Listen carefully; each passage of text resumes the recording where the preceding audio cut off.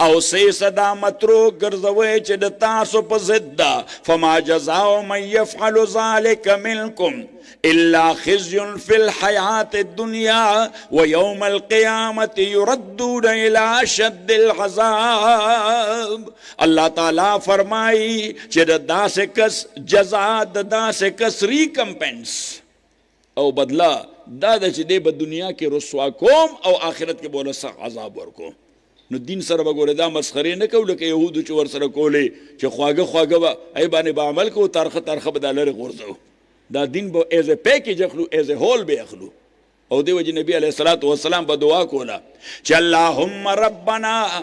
احسن عاقبتنا فی الامور کلها، خدای زمون په ټولو معاملاتو کې انجام نیک کې واجرنا من خزي الدنيا وعذاب الاخره. اللہ دی دنیا کے مرسوان کے پا دی دنیا کے رسوائی دا ٹول نلوی عذاب دے. اللہ دی منگا وساتی، اللہ دی منگا رسوائی نہ وساتی، اللہ دی منگا رسوائی نہ وساتی. و دا رسوائی آغا وخرازی چی سڑے دا استکبار شکار شی سڑے واجرنا من خزی الدنیا وعذاب الاخرہ، من دنیا کے در رسوائے نہ ساتے آخرت کے معذاب نہ ساتے. یا ایوہ الرسول بلغ ما انزل الیک من ربک فَإِن لَّمْ تَفْعَلْ فَمَا بَلَّغْتَ رِسَالَتَهُ وَاللَّهُ يَعْصِمُكَ مِنَ النَّاسِ. اللہ تعالیٰ بتا د خلق د ایزان. نو نبی علیہ السلام چې کله مدینه منوره تراغه نو صحابه و پیرا ورکولا سبه کول چې حضور علیہ السلام په مسجد کې ناستو دوی به مسجد نه چا پیرا ګرځیدل. نبی علیہ السلام به کور کې د شپې به دی د کور نه بهر ولاړو به تور پیرادار ځکه اهل مکه دی د اسیسینیشن کوشش کو سو واره کسان اونې ولې شو سو واره کسان. نو الله تعالی ورته والله یعصمک من الناس، اللہ تعالیٰ بتا خلقوں نے بس آیت نازل شو نبی علیہ السلام رائے صحابہ ہوتے پیرا ختم شوا سو شو پیرا ختم شوا. اس ٹوپک موپک تا ضرورت زمان رساتنے دے پارنی سے کہ اللہ تعالیٰ زمانت را کچھ واللہ یعصمک من الناس سازشون ہو پزور ہو خو اللہ تعالیٰ واللہ یعصمک من الناس. نو محترمو عرض میں کو استاذ خدمت کی چھے سو آیتون میں لستلی دی نو آیتون ٹول خونشو مشرح کولے خصد وسلور با پکی ہوئی نو بس بیا با دعاو کو انشاءاللہ زکا اڑان دے التا حیات آباد تروانی و مرگری با انتظار کی لکا تاس چی انتظار ہوگا اللہ تاسو لاجر در کی اغی با انتظار که اللہ تعالیٰ دے اغی لاجر ور کی. نو قرآن کریم فرمائی چی فلا اقسمو بمواقع النجوم فلا دا لا سشے دے لا قسمیہ نہیں زائدم نہ دے. دا مفسرین وی زمانگا مفسرین سر پار سکے اتفاق نہیں. شیخ صاحب رحمت اللہ علیہ وکلا مفسر بانے دا سے اخلاص شو یہ روی طالبانو دے زائے پا دے خبر کہ امام سیوتی دا سے خوائدہ لے لکا خرچ خٹا کے وہ خوئے گی او کلا بے دے زائے امام محلی اگر دروغ ویلی دی. ما تا چاوی شیخ صاحب دور لوی سڑے دور لوی امام تا وی دروغ ویلی دی. نما ورته ما در امام مالک اصطلاح ده چا د امام مالک ما دغه استاد د عروه ابن هشام ابن عروه سوق هشام ابن عروه ابن زبیر رضی الله تعالی عنهم اجمعین. عروه ابن زبیر د حضرت زبیر ابن العوام زوی ده مور سوق حضرت اسماء بنت ابی بکر رضی الله رور سوق هغه زبیر پلارو عبدالله ابن زبیر سوق او بل رسوکو موسیٰ ابن زبیر بل رسوکو موسیٰ ابن زبیر عبداللہ ابن زبیر صحابی لے دے کے خدای نور تابعین دی در حضور علیہ السلام در رستو پیدا دی. خدا عروہ ابن زبیر دتا وی امین دا علوم عائشہ ذکر دے دا خالہ پا تربیت کیو سکیو دا خالہ تربیت کیو نو دتا وی امین دا علوم دا عائشہ رضی اللہ تعالی عنہ. خدا تیاو کال عمر نباد دا ڈیمنشیا وا سشیوا ڈیمنشیا سره خبرې ریږي. تاسو بوډا کتلی کله بیا وای خپل زوی ته وای ته څوک یې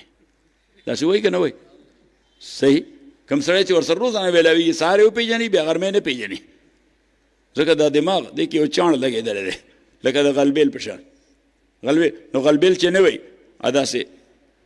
اوړه پکې چاڼې نو ټول سرونه اوړه کته وځي که نه وځي خو که دغه غلبېل لږ زوړ شي او بیا پکې اوبه لوندېږي را لوندېږي نو څه سوري بند شي نو چې بیا پکې اوړه چاڼې او ټول سرونه بیا نو دا دماغ هر څه دغسې ساټ آوټ کوي او بارې راوباسي نو هغه څه سرو کې خبره ونښلي بیا سړی نه پېژني دا څوک دی دا دغسې وایي تاسو له مې یو کتاب لیکلی چې انساني دماغ اے خدای کرشمه ہے انساني دماغ اے خدای الله تعالی دې موږ د دماغي آفت نه ساتي الله تعالی مو د بدني آفت نه بچ ساته بس اللہ نے ہمیشہ دا غواړي چې یا الله چلتے چلتے موت آ جائے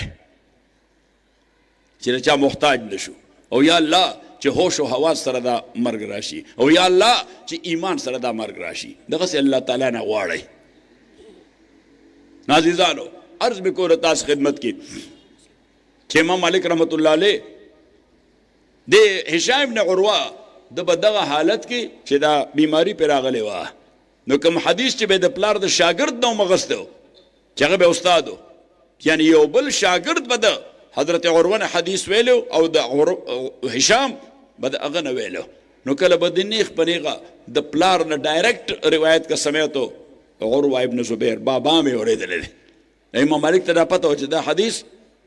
دا در بابا نه اورېدلی بابا د شاګرد نه اورېدلی فی الجمله خو صحیح و چې حدیث روایت کړي خود هغه نه دی اورېدلی امام مالک ته چا ووی هشام دا حدیث د عروه نه پلار نه نقل کوي نو هغه وی کذبه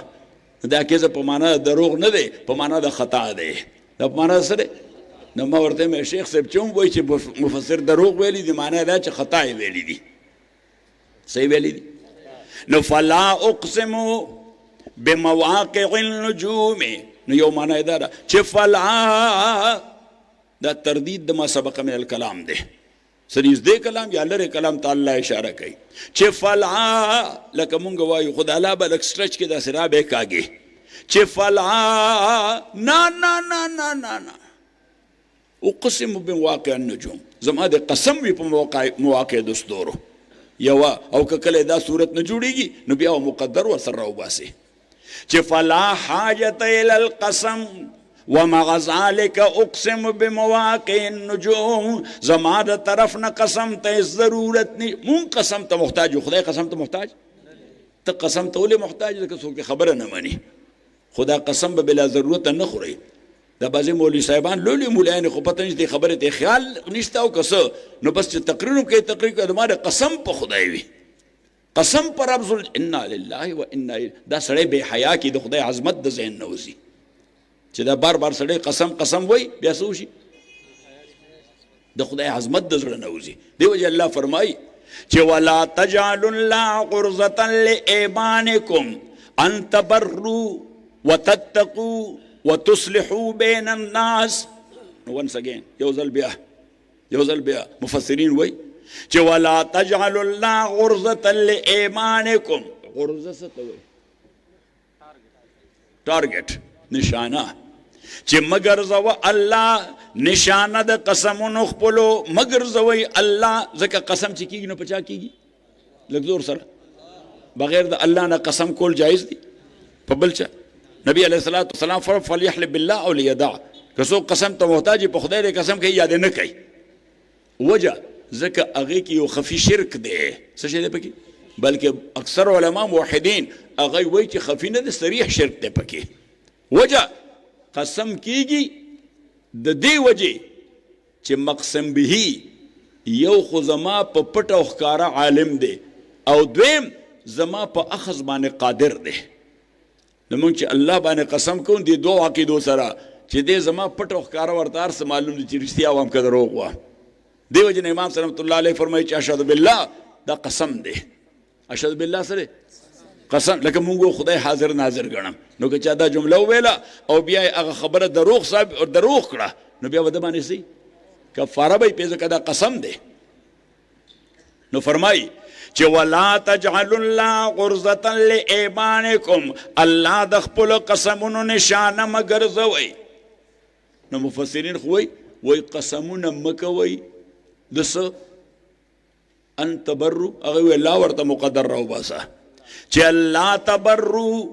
الله باندې قسم مکوي هغه نشانه مگر زوي د دې جواب د پاره لا تبرو چې نیکی بنکه قسم دې که ما مونځ د ماښام وکړه نو دا قسم مناقض خو دی ځکه نه کول د مونځ د ماښام ممکن دي که نه او هر هغه امر چې ممکن وي قسم په هغې مناقض وي اوس دا خبره چې قسم وفا لازم ده که نقض لازم دی نو د دې قسم نقض لازم دی څه شی دی ماتول لازم دی نو کفاره به ورکړي هغوی ورته لاره وباسي الله تبروا ولا تتقوا ولا تصلحوا بین استا وظایف دي ولې به نه کې بر به هم کې تقوا به هم خپل اصلاح بین الناس به هم کې ما وی ضرورت نشته مقدراتو ته ولا تجعلوا الله غرزة لایمانکم بلا وجه په خدای قسمونه مه کوئ د هغه نامه او ذات د قسم ټکانه مه ګرځوئ ان تبروا چې ښه خلک شئ د خدای عظمت به دې ذهن کې ان تبروا چې ښه خلک شئ وتتقوا متقیان شئ او کم سړی چې بار متقی ثابت شي معاشره کې خلک بیا خبره مني بیا که د پلار د مرګ په اساس هم دا سړی هغه چاته جرګه لاړ شي نو هغه د جرګه مني فلانې مولوي صاحب راغلی و د هر ملا خبره خلک مني جرګې مني ها خو چې څوک بار متقی ثابت معاشره کې نو دی چې لړ شي وایي زه د فلاني طرف نه راغلی یم هغه په خپلو کړو ستومانه د ستا رورې وجلی هغه دې باندې هر سزا ته تیار دی زه تا ته وایم چې دا سړی معاف کا بلا معاوضه یا بالمعاوضه هغه وایي مولوي صاحب چې ته راغلی نو ولې به نه معاف کوو ځکه د دې سړي د هغه په قدر په نظر کې چې دا بار دی دا متقي دی نو اصلاح بین الناس دا په هغې باندې مرتب شي نو فرمائی یا ایها الرسول فلا اقسم بمواقع النجوم فلا حاجة الى القسم ومع ذلك اقسم بمواقع النجوم زما قسم ته ضرورت نشته خو بیا هم زه قسم کوم بمواقع النجوم مواقع جمع د موقع ده او وقوع دا پلیسمنٹ ته وایي څه ته وایي پلیسمنٹ ته پریوتو ته په یو ځای کې ثابت کېدو ته په یو ځای کې فلا اقسم او دویم د دې معنا د مساقطو ده چې فلا اقسم بمواقع النجوم حاجت قسم ته نشته خو زه قسم کوم په ځایونو د ستورو چې کوم ځای دی پلیسډ دي په مساقطو د نورو چې کوم ځای دی غایبیږي چې کوم ځای دی وَإِنَّهُ لَقَسَمٌ لَوْ تَعْلَمُونَ عَظِيمٌ یقینا دا یو لوی قسم دی که تاسو پوهیږئ نمبر اول د مقسم به د عظمت د وجې لوی دی ځکه ستوری په جسامت کې ډېر لوی شی دی او دویم د قسم کوونکي د وجې لوی دی چې الله پاک د زید عمر بکر قسم نه دی کړی چا کړی دی لږ زور سره فلا اقسم بمواقع النجوم وانه لقسم لو تعلمون عظيم انه لقرآن کریم دا قرآن کریم ډیر سخی قرآن دی کرم په معنا د سخا نو سخی داسې دی چې ستا څه ضرورت دی په انساني ژوند کې دا قرآن د هغې دپاره هدایت دی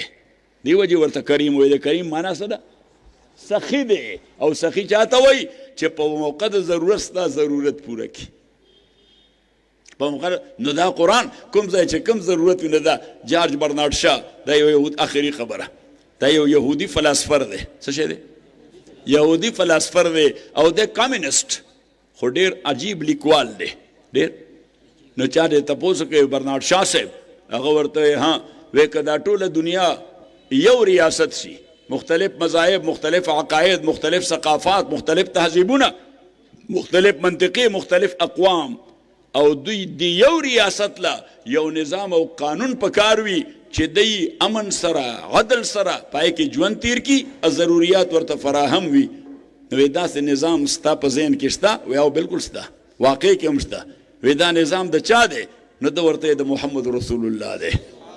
صلی الله علیه وسلم الله فرمای وانه لقرآن کریم فی کتاب مکنون الله تعالی تاسو ډیر خیر درکړي خدای ستاسو کورونو کې خیر او برکت واچي تاسو ډیر توجه سره زما خبرې واورېدې الله تعالی دې قبول منظور کړي امین وای الله تعالی دا اداره او نور ادارې علمی تعلیمی او دینی دا قائم او دائم ساتي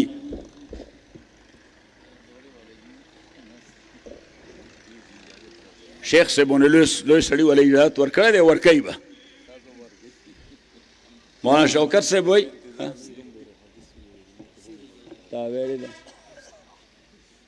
جانب الله دی، الفاظ د محمد رسول الله صلی الله علیه وسلم دی. د قرآن الفاظ بطور الفاظ معجز دی، د حدیث الفاظ بطور الفاظ معجز نه دی، هغه بلیغ دی. هغه څه دی؟ هغه بلیغ دی. خود وحی په حیثیت باندې دواړه وحی ده، وحی په حیثیت باندې دواړه وحی ده. بیا د قرآن کریم تفسیر کیږي حدیث د رسول الله صلی الله علیه وسلم سره. امام شافعی رحمۃ اللہ علیہ فرمایي ان القرآن یحتاج الى سنت النبی صلی الله علیه وسلم فی تفسیره. د تفسیر د قرآن د پاره مونږ محتاج د سنت د رسول پاک صلی الله علیه وسلم. ځکه تاسو ویل مجمل مفصل په اصول فقه تاسو له کتاب لیکلی بدایت الفحول فی علم الاصول، ای کې مې ذکر کړی دی چې مجمل مفصل اوس مجمل دا کلام مجمل کړی دی. تفصیل څه ته وایي؟ چې دا مجمل په خپله د هغې بیان وکړي، دا مجمل په خپله د هغې بیان وکړي. نو اوس نبي علیه الصلاة والسلام دا قرآن راوړی دی. نو اگر چې کلام د الله دی، خو زما او د تا په حواله باندې خو د دې کلام متکلم څوک دی؟ رسول پاک صلی الله علیه وسلم دی. نو داسې وګڼئ تجوزا چې دا د رسول پاک کلام دی صلی الله علیه وسلم. نو که کوم ځای مغلق مبهم مجمل دی، نو موږ به پته هم د رسول پاک نه لګو چې ستا څه مراد دی دې سره. هغې د خدای طرف نه وایي، لکه څنګه چې کلام خدای طرف نه راغلی، تشریم چېرته نه راځي؟ د الله طرف نه راځي. نو هغه مجمل دی او هغه د دې مجمل تفصیل کوي. د دې وجې نه امام شافعي رحمت الله علیه دغه وفرمایل څومره پورې چې د تفسیر د حدیث د اجازت تعلق دی. نو تاسو اکثر تفسیر ویلې دی، وجه خو تاسو فضلا علما یې، تاسو دوره حدیث کې نو هم تفسیر مو ویلې، کم از کم جلالین خو ټولو ویلې دی. صحیح؟ بیضاوي کې هم یو رکوع ویلې ده، ما بیضاوي پوره بقره ویله. دلته چې موقوف علیه هم وی نو بیضاوي به پوره بقره ویله. مشکات به مې دواړه ختمول او هدایه به مې دواړه ختموله. بیا راځم بیا شروع کوم که تاسو سره وخت وي. نو محترمو عرض مې کو استاذ خدمت کې چې اوس تفسیر مو ویلې دی، څه مو کړي دي؟ تفسیر مو ویلې دی او اساتذو درته اجازت هم درکړې دی او د هغه سند په اساس تاسو رسول الله صلی الله علیه وسلم سره نتی شوي یئ. خو چونکې زه طالب تاسو د دې قابل وګڼم چې تاسو ته د خپلو مشایخو په حواله باندې اجازت د تفسیر درکم. نو ما تفسیر د قرآن ویلې د حضرت شیخ القرآن مولانا عبدالهادي شاه منصوري رحمت الله علینا، حضرت مولانا عبدالهادي صاحب رحمت الله علیه تفسیر د قرآن ویلو، د حضرت شیخ حسین علی صاحب رحمت الله علینا ما تفسیر د حضرت شیخ القرآن مولانا غلام الله صاحب نوم ویلو. خو مشافاتن اجازت به تنو اغسته، مشافاتن اجازت د لولو لپاره ما غسته شیخ القرآن د شاه منصور نه. دی وجه په دغه سند باندې گویا اجازت ورکوم. او شیخ حسین علی صاحب رحمت الله علیه تفسیر د قرآن ویلو د مولانا محمد مظهر صاحب نانوتوی نه او د حضرت مولانا شهید احمد صاحب گنگوهی رحمت الله علیه نه. حضرت مولانا شهید احمد صاحب گنگوهی دا تفسیر ویلو د چانه د حضرت شاه عبدالغنی صاحب نه، حضرت شاه عبدالغنی صاحب ویلو د شاه محمد اسحاق صاحب نه، شاه محمد اسحاق صاحب ته اجازت ملاو د شاه عبدالعزیز نه، شاه عبدالعزیز صاحب ته اجازت ملاو د شاه ولی الله نه، د شاه ولی الله رحمه الله. دغه سند د تفسیر هغه گویا معلوم دی. بیا الته وګورئ او هر چې حدیث دی نو دې کې زمونږ د سلفو طریقه دا ده چې حدیث ته روایت ته عبدالله ابن عمرو بن العاص نه روایت کوي سفیان ابن عیینه په خپل سند باندې. هغه حدیث ته وایي حدیث مسلسل بالاولیه. زمونږ اکابر چې کله اجازت ورکوي نو بیا دغه حدیث روایت کې دغه په اساس باندې اجازت ورکړي نو نور لینک ټول حدیث سره پیدا شي. عبدالله ابن عمرو بن العاص رضی الله تعالی عنه دا څوک دی؟ دا د فاتح مصر حضرت عمرو بن العاص زوی دی. نو ما وی عمرو بن العاص دی یو ډېر ناکاره پلار زوی او دی یو ډېر پاک زوی پلار دی. دی یو ډېر ناپاکه پلار زوی او دی یو ډېر پاک زوی پلار دی. ناپاکه پلار و عاص ابن وائل سهمي دا د نبی علیه الصلاة والسلام ډېر شدید دشمنو. نبی علیه السلام ته یو زوړ هډوکی راړو، داسې لاس کې ومخو، خاورو کې واچو، خلط ملت کړه. وی محمد صلی الله علیه وسلم وی ته وایه دا به خدای ژوندی کوي، خاورو کې معلومیږي نه دا به ژوندی کوي. نو الله وضرب لنا مثلا ونسي خلقه. الله وی دا سره خره بچی دی، دا د خره بچی خو پوهېږي نه، د زه په ځان قیاس کړی چې دې نشي کولی نو وایي الله هم نشي کولی. وضرب لنا مثلا ونسي خلقه قال من يحيي العظام وهي رميم قل يحييها الذي انشاها اول مره وبكل خلق عليم. چې کوم خدای د هغه ضعیف اوبو ټرانسفارمیشن او قلب ماهیت کولی شي د ښایسته انساني جسم ته، نو دغه انساني جسم ذرات واپس دا شکل ور نشي ورکولی. دا خو سمبلنګ دی. نو چې کوم خدای تخلیق کولی شي سمبلنګ نشي کولی. او بكل خلق عليم د ماهر د لواندنی خلقم او د اعاده والا خلقم. انو دا عاص ابن وائلو دا زوی د عبدالله ابن عمرو بن العاص. حضرت عمرو بن العاص خو ایمان راوړی د فتح مکې نه لږ وړاندې. حضرت خالد وایي زه اوښ مې واغسته روانو مدینې منورې چې بس ډېره شوه اوس به ایمان راړو، اوس به څه وکړو. نو چې مکې معظمې نه بهر وتم حضرت عمر دا دواړه پاخه یارانو نو حضرت عمر مې وکتل په اوښ سورو وی ما ورته نه تريد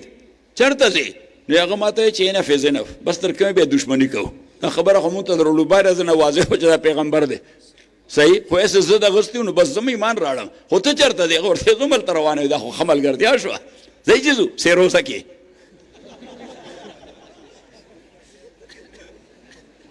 صحیح شوه که لسروزه کې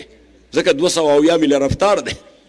نو محترم ورونو دواړه روان شو هلته نبي علیه السلام ته جبریل امین راغی وی خالد او عمر دواړه را روان دي د حضرت خالد یو ورور دی هغه ډېر پخوانی مسلمان دی نبي علیه السلام هغه ته راشه ورور دی را روان دی وی جی یوازې دی وی نه حضرت عمر ورسره دی وی سله راځي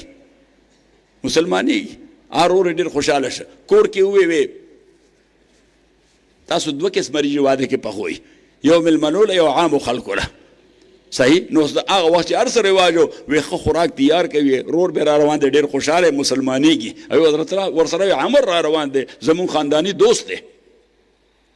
نو بیا چې دوی راورسېدل هغې استقبال وکړو ویله بس زر زر غسل وکئ کپړې بدلې کوي صفا چې بوموزم مسجد ته رسول پاک صلی الله علیه وسلم تاسو دواړو ته انتظار کوي نو دوی دواړه راوستل نبی علیه الصلاة والسلام ناستو دوی رالل ورته کېناستل حضرت عمر رضی الله تعالی عنه هغه ته نبی علیه الصلاة والسلام علی رجل مثلک ستا غوندې عقلمند سړي باندې د حقیقت تر اوسه پټو یعنې ته نه پوهېدې په دې خبره چې دا د خدای پیغام دی حضرت عمر بن العاص رضی الله تعالی عنه ورته ویل دروغ زه نه وایم دروغ زه نه وایم په خدای مې د قسم که د لومبۍ ورځې نه د حقیقت را باندې پټو په لومبۍ ورځې نه زه په دې پوهېم چې ته د الله پیغام نو یې منه دې ولې نه حضرت عمر هغه ورته منافقت نه کوم بس زه دغسې وم څه کړو دا ډېر پاک خلک وو ښه دا څه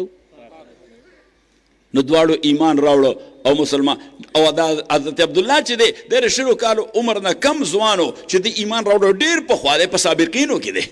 نو د مکه معظمه او د به د نبي علیه السلام احادیث لیکل د ده کتاب ړومبنی مصنف او مدون دی هغې ته صحیفه وایي څه وایي ورته صحیفه نو دغه عبدالله ابن عمرو بن العاص د حدیث روایت کوي چې الراحمون یرحمهم الرحمن مهربان ذات به مهربانه خلکو باندې مهربانی کوي ارحموا من فی الارض مهربانی وکړئ په مخلوق د ځمکه یرحمکم من فی السماء رحم به وکړي تاسو باندې هغه مهربان ذات چې کوم په اسمان کې دی نو زمونږ اکابر په دې اساس باندې اجازت ورکوي ما ته اجازت د حدیثو میلاو د حضرت شیخ الحدیث مولانا عبدالحق صاحب رحمت الله علینا او د حضرت مولانا عبدالحلیم صاحب نور الله مرقدهونه د دواړو شیخینو ته اجازت میلاو شیخ الاسلام والمسلمین حضرت مولانا حسین احمد صاحب مدنی رحمت الله علینا حضرت مدنی ته اجازت میلاو د حضرت شیخ الهند حضرت شیخ الهند ته اجازت د حدیث میلاو د مولانا شیخ احمد صاحب گنگوهی نه او د مولانا قاسم نانوتوی دواړو نه هغې دواړو ته اجازت میلاو د شاه عبدالغني صاحب نه حضرت شاه عبدالغني ته د شاه محمد اسحاق نه شاه محمد اسحاق ته د شاه عبدالعزیز نه شاه عبدالعزیز ته شاه ولی الله نه حضرت شاه ولی الله ته د 2 شیخینو اجازت شیخ عبدالله مالکی دا د حرم مکی استادو او د شیخ ابو طاهر کوردی مهاجر مدنی خو موږ سند ذکر کوو د دویم شیخ او بیا د هغې نه وړاندې سند هغه هلته د ترمیزي په سر باندې لیکلی دی شته که نه شته او دغه رنګې ما ته اجازت د حدیث میلاو د ابو حنیفه زمان حضرت مولانا مفتی محمد فرید صاحب رحمت الله علینا هغوی ته اجازت د حدیث میلاو د حضرت مولانا زکریا صاحب حضرت مولانا نصیرالدین صاحب غرغشتوی رحمه الله او هغوی ته اجازت د حدیث میلاو د خواجه قمرالدین صاحب پنجابی نه حضرت خواجه قمرالدین صاحب ته د مولانا رشید احمد صاحب گنگوهی نه او بیا مخکې سند هغه دی ما ته اجازت د حدیث میلاو د مولانا محمد علی صاحب سواتی نه حضرت مولانا محمد علی صاحب ته اجازت د حدیث میلاو د شیخ الحدیث مولانا زکریا صاحب نه حضرت مولانا زکریا ته اجازت د حدیث میلاو صاحب د بذل المجهود مولانا خلیل احمد صاحب سهارنپوری نه مولانا سهارنپوری ته اجازت د حدیث میلاو مولانا رشید احمد صاحب گنگوهی نه بیا رستو سند هغه دی او دغه رنګ ما اجازت د حدیث اغستو محترم د دارالعلوم دیوبند حکیم الاسلام مولانا قاری محمد طیب صاحب رحمت الله علینا او حضرت مولانا قاری محمد طیب صاحب رحمت الله علیه ته اجازت د حدیث میلاو د امام العصر علامه انور صاحب کاشمیری نه حضرت علامه انور کاشمیری ته د حضرت شیخ الهند نه وړاندې سند بیا دغه څه دی نو که څوک مناسب ګڼئ انو زما په دې سند باندې روایت ته حدیث کولی شي او په دې اجازه باندې اجازه هم ورکولی شي. واخر دعوانا الحمد لله رب العالمین.